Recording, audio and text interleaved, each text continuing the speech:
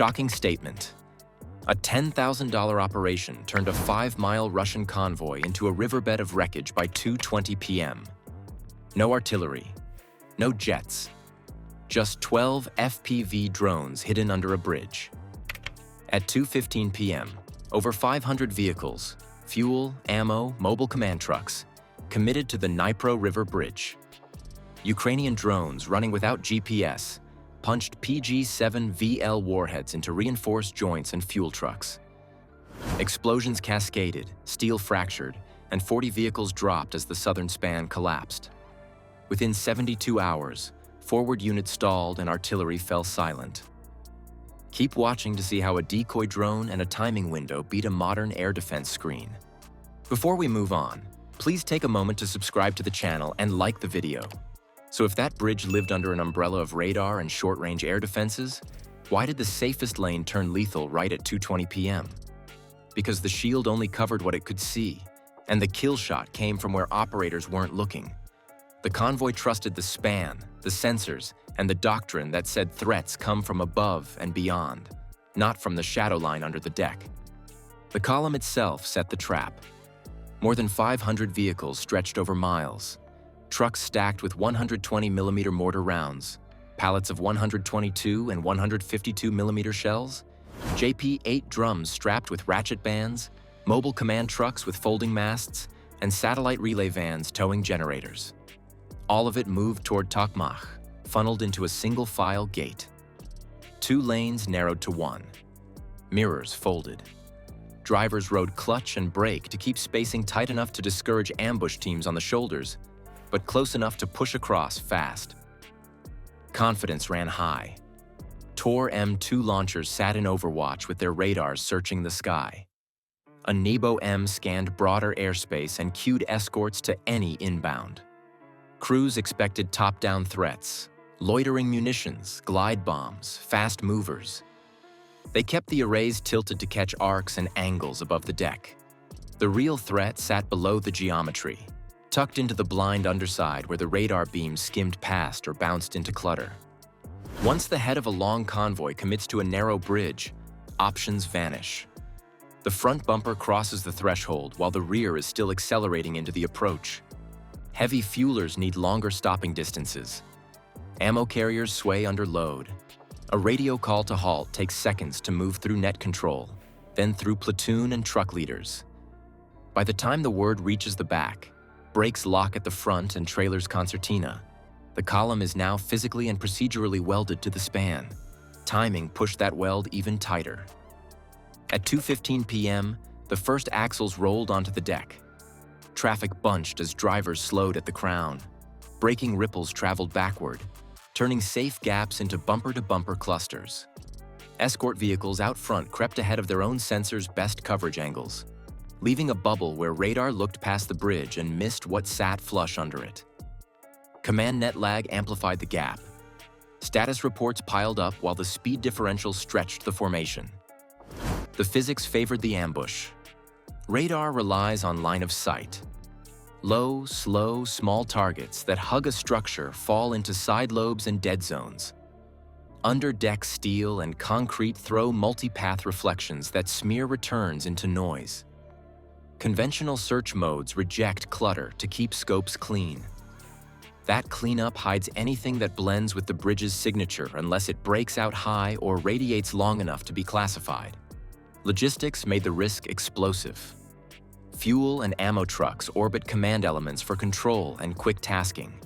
That proximity piles volatile loads near radios and power units.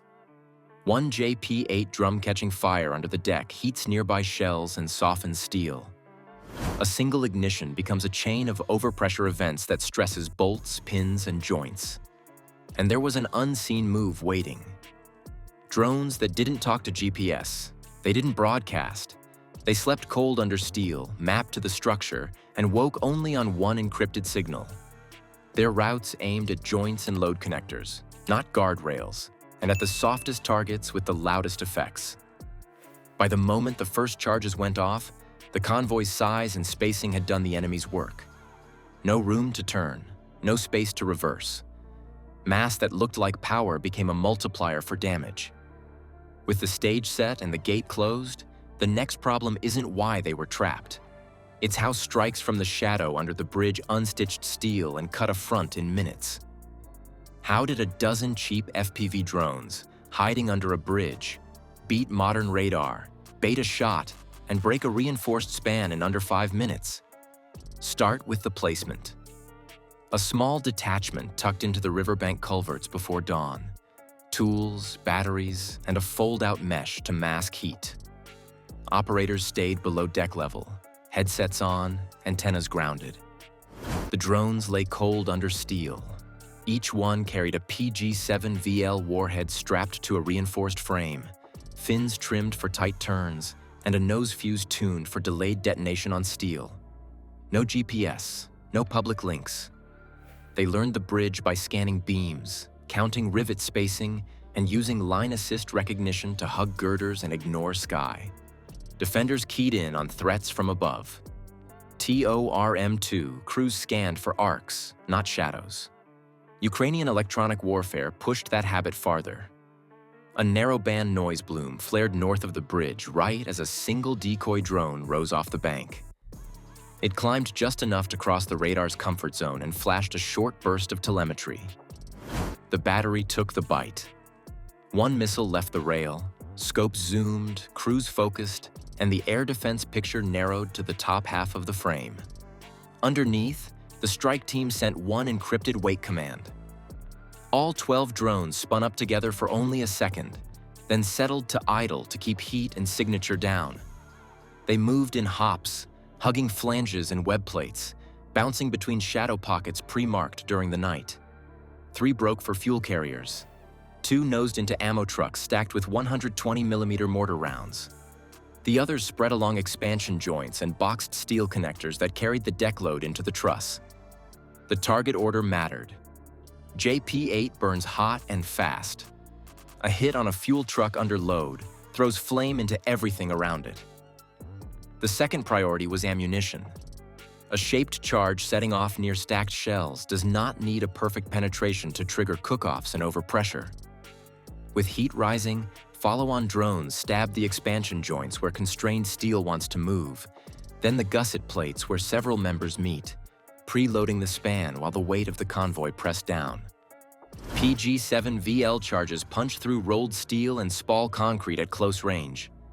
The jet forms in microseconds and bores into plates that would shrug off small arms fire. A single blast may not cut a main member, but sequential hits at stress points turn hairline cracks into running fractures.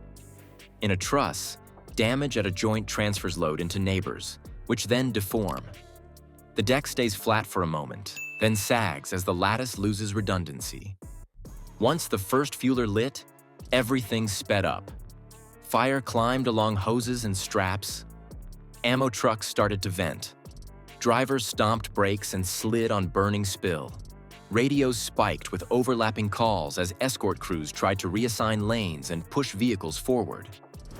Helicopters lifted from a rear pad, but the deck already had a visible dip over the southern span. The midpoint of the convoy, heavy with command vans and generators, now sat over the weakest section. Between 219 and 220, the southern span gave. Bolts sheared at a gusset, then a web plate tore with a dull snap. About 40 vehicles dropped in a chorus of metal and thuds.